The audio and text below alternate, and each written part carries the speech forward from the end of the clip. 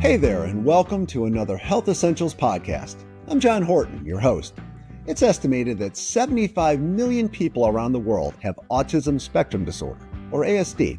That's about 1% of the global population. But despite how common ASD is, misunderstanding and misinformation often define how we think of the neurodevelopmental disorder.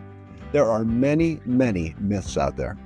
Today, we're going to separate autism fact from fiction with the help of Dr. Carrie Cuffman, a pediatric specialist in developmental behavior. Dr. Cuffman is one of the many experts at Cleveland Clinic who visit our weekly podcast to broaden our understanding of health issues. So sit back and listen as we learn a little more about autism spectrum disorder and what it truly means to live with the condition.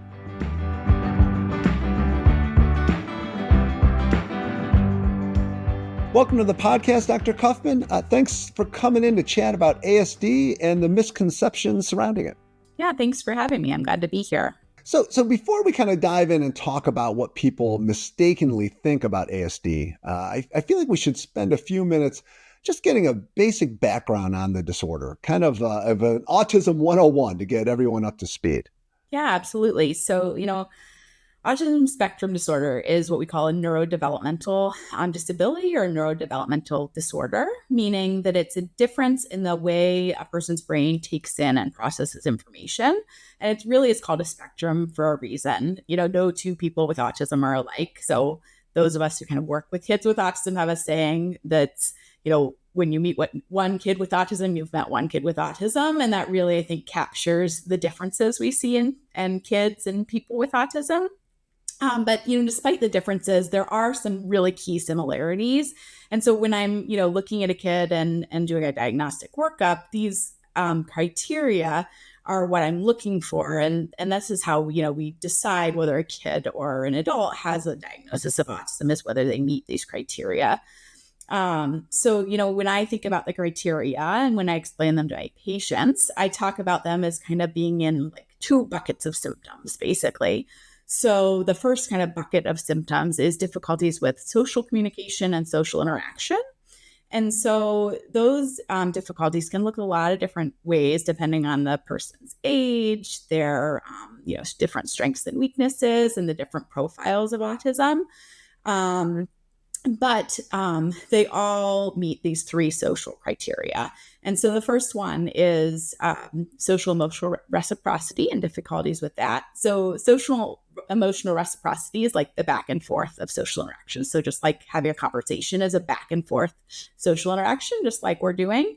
But in younger kids, this may look who, don't really have conversations, like 2-year-olds you're not really having conversation with. This looks a little different, right? So it can be, they're not responding to their name, or they're not seeking out their parents to share their interests, all those sorts of things. They just seem withdrawn, it sounds like, a little bit just non-communicative. Yeah, exactly. Yeah. Kids with autism can seem a little withdrawn. But there can also be other like more subtle difficulties with social emotional reciprocity. Not every kid with autism is withdrawn. Some are like kind of very inappropriately social. So like I said, there's a huge differences in the difficulties even within this like one part of the criteria, right? So that's the first part of the social difficulties. Yeah, so there's two more, right? So there's three. Yeah. There's two more, exactly, two more. So difficulties with nonverbal communication. So this, I think, gets talked about a lot, eye contact concerns, right? And then also difficulties with using gestures, understanding gestures, using and understanding facial expressions, all those sorts of things, body language, that, maybe comes naturally to many people. That understanding doesn't come as naturally to kids with autism. And then the last one in this social bucket is that people with autism may have some difficulty with understanding, developing, and maintaining relationships. So this really becomes clear often when we're talking about peer relationships. Kids, 4-year-old kids dealing with other 4-year-old kids, right? Which is never easy anyway. Right, it's not easy. And no 4-year-old kid has really, social interactions down. But, certainly we have social expectations of young kids. And And kids with autism often just aren't, don't have those same peer relationships skills that kids without autism have. Excuse me. So that's the social part of things. Yeah, it sounds like there's just an awkwardness that kind of comes out a little bit. Yeah, there can be, especially, when we're talking about maybe older kids or adults with autism, often like the only thing a layperson may identify is that maybe they're just not as comfortable in social interactions, right? And that might be kind of the only thing that somebody who doesn't know a lot about autism may notice. So that's the first bucket. The social bucket. So what was the other bucket again? Yeah. So the other bucket is restricted and repetitive behaviors. So this is lots of like unusual behaviors. And in this area, I think, kids with autism can even be more and more variable. So in this bucket, there are four criteria in this bucket, but you only have to meet two of them. So you don't have to meet all of them to get a diagnosis of autism. So the first one here is repetitive motor movements, use of objects or speech. So just a lot of like repetitive things. So for motor movements, what we commonly hear about is kids who hand flap a lot or maybe flick their fingers or their ears. So all those repetitive motor movements are linked to autism. It can also be things like repetitive jumping or spinning or those sorts of things. Repetitive use of objects can be things like flicking wheels on cars or waving objects in front of their face. Or repetitive play, even if it's pretend play, but it's very repetitive, can be concerning for autism.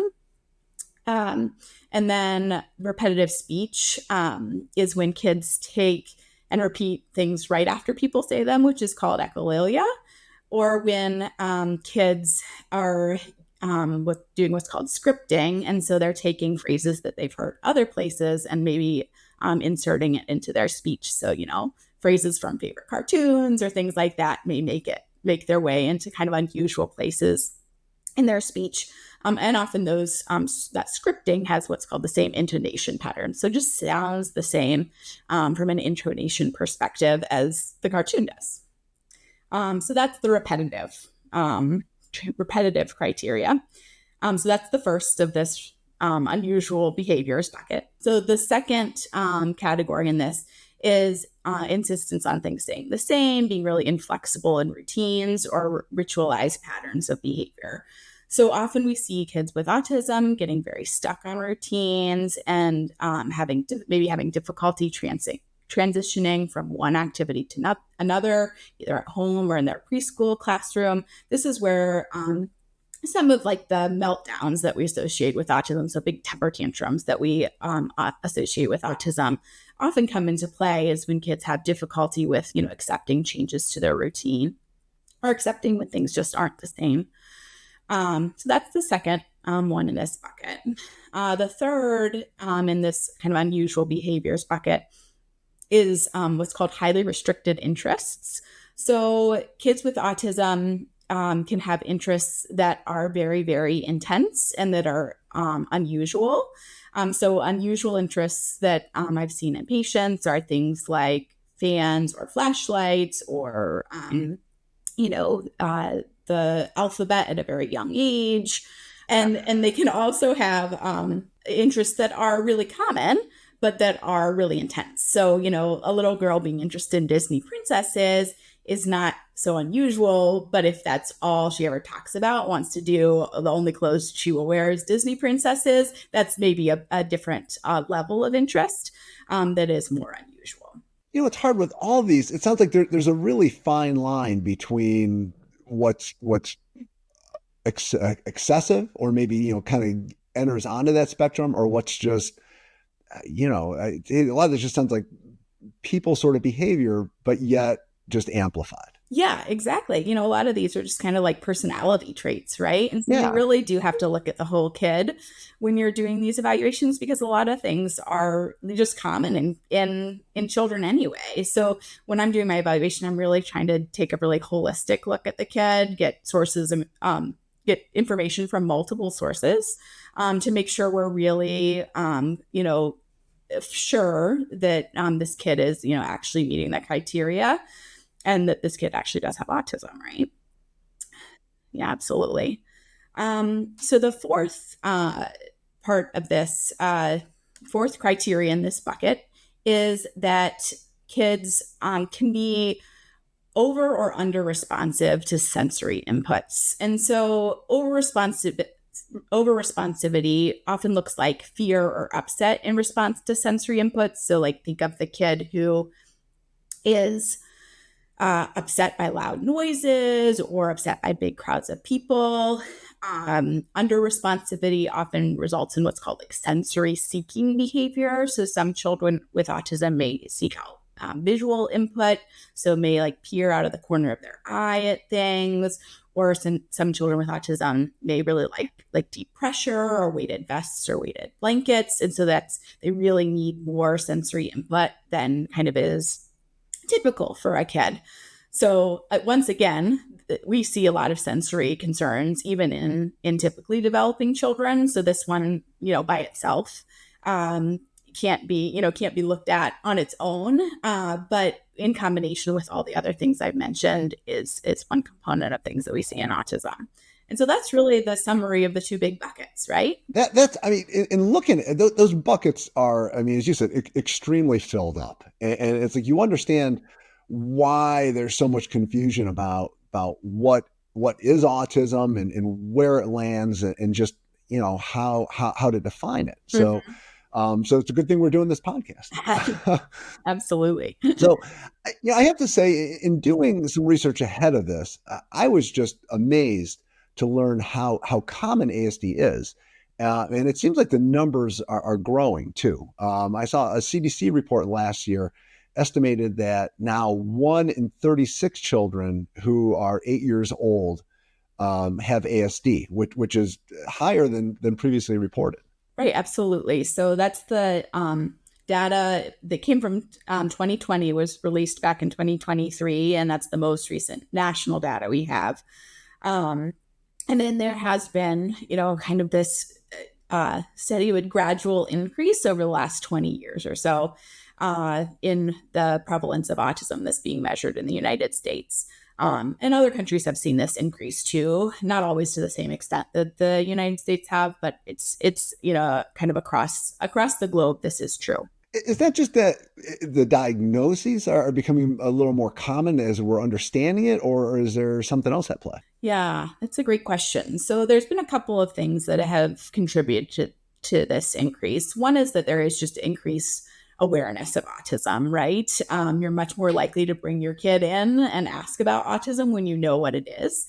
So I think we're catching more kids. The other thing that happened in 2013 is that we had a new set of criteria actually released for autism spectrum disorder. So the manual we use, those criteria that I just talked about, are listed in called the DSM, the Diagnostic Statistical Manual. And so it rolls off the tongue. It really does, doesn't it? So that is our, it's what doctors, developmental pediatricians, and psychiatrists use to diagnose kind of a wide range of neurodevelopmental disabilities and mental health concerns.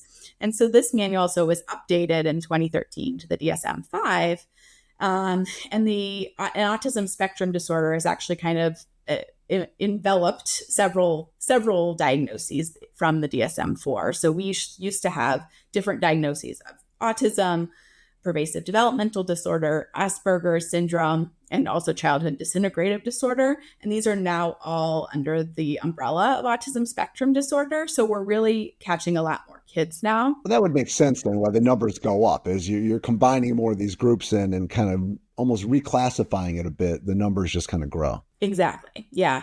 So that explains like some of the increase, right? The other big part, like I mentioned, is there's increased awareness of autism, increased knowledge in the public about autism. And then there's also, some increase probably because services are more available, right? It's worth getting your kid diagnosed if there is a treatment that you can access. It's not so important if there isn't accessible treatments or, ability to get help for your child. So that's also thought to be part of it.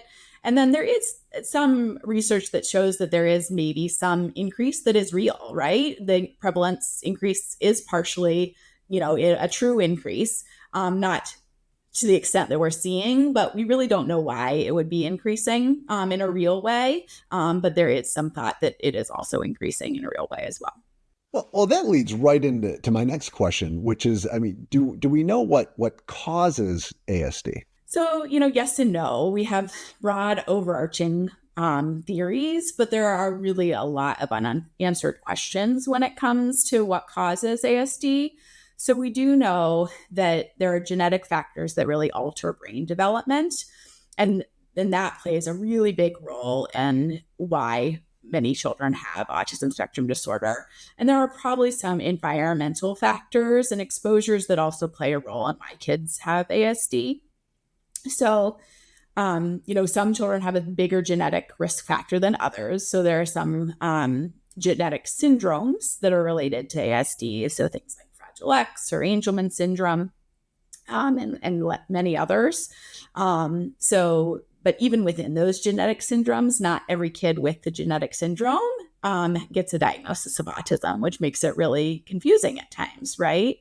That the kids with genetic syndromes are really the minority of kids with autism, though. So it's really most likely that for most cases of ASD, interactions between several different genes, as well as environmental factors, cause changes in brain neural connectivity. Now, when you say environmental factors too, I just want to make sure I understand. Are you talking about possible exposure to things, or is it more just kind of DNA, genetic, household, where you're living stuff? Yeah. So that is a great question. So mostly what I'm talking about is kind of factors, environmental factors that are around birth or in utero exposures. These are the things that have been most strongly tied to autism.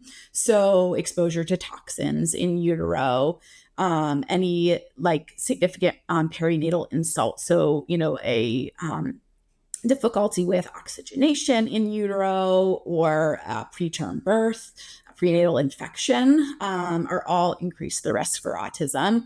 Once again, the confusing thing about this is that no one environmental factor is always implicated in autism.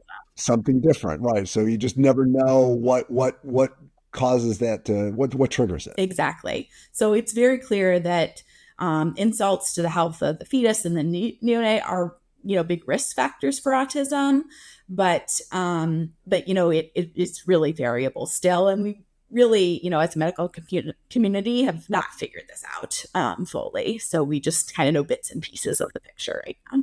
Earlier in our conversation, you mentioned how ASD is on a spectrum. Is that one of the reasons why there's just so much confusion and misunderstanding about the disorder and what it is? Yeah, I think that's one of the reasons why. It's a hard disorder for many people to understand because it looks so different in different individuals. And, I think the other thing that's confusing is there are conditions that look kind of like autism. So you have kids with autism diagnoses and kids with other diagnoses that look kind of similar. So that's confusing too.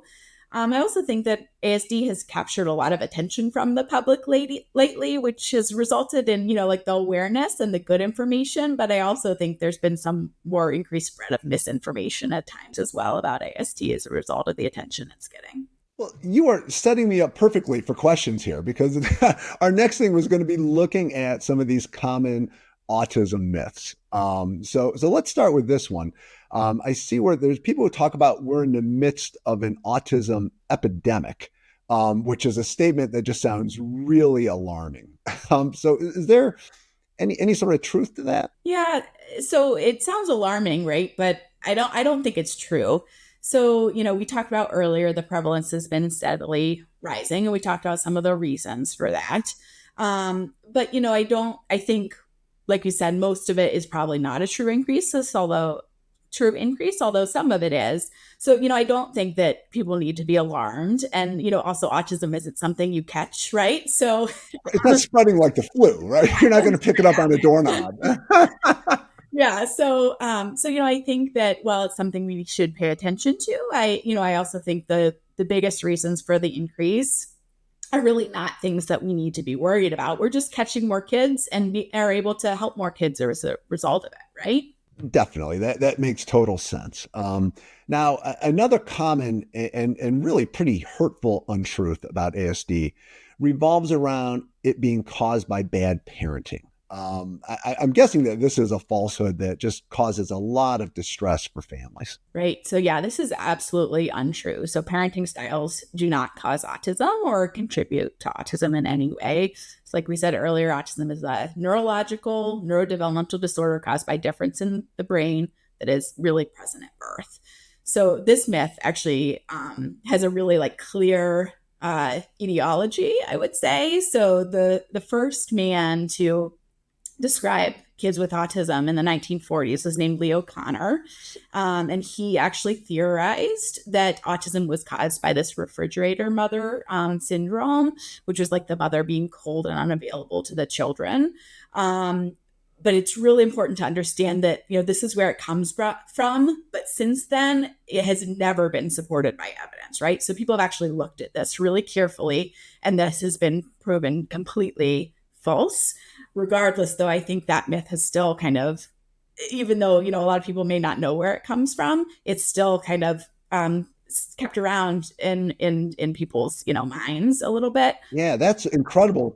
So it is rooted in the initial kind of descriptions of it, Yeah. but it's one of those things now it's just kind of stuck, and now Mhm. you got to almost reteach people. Absolutely. Yeah. So, but yeah, this is really, really old, old, information that he just kind of proposed this theory, and has been actually, like you said, really harmful to a lot of parents because there can be a lot of guilt associated with that. But parenting style does not cause autism. All right. Well, another theory that gets tossed out a lot is that vaccines are somehow connected to autism. And I know that gets shared an awful lot in today's world.